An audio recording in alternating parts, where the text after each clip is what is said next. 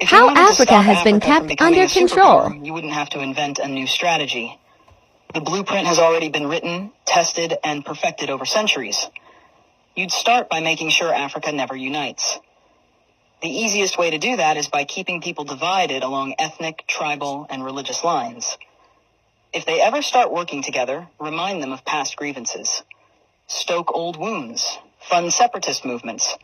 Keep border disputes unresolved. Make sure every time they take one step forward, they take 2 steps back because they're too busy fighting each other. You'd install leaders who serve foreign interests, not their people. Find the most corrupt, the most easily manipulated, the ones who crave wealth and status more than progress. Offer them power in exchange for loyalty. If a leader rises who actually cares about Africa, get rid of them.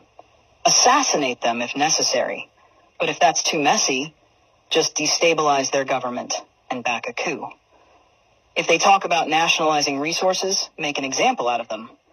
If they try to unite Africa, take them out before the idea spreads. You'd keep Africa economically weak by making sure it never industrializes.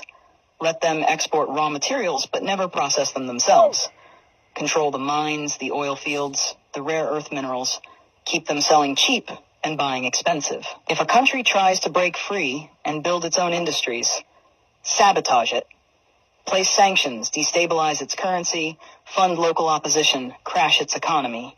If that doesn't work, orchestrate a civil war.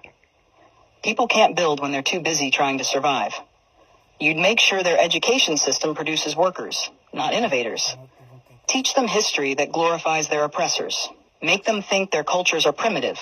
Their ancestors were savages. Their future depends on foreign approval. Train them to memorize, not to think critically.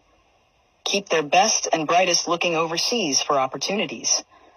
Make them dream of escaping Africa rather than fixing it.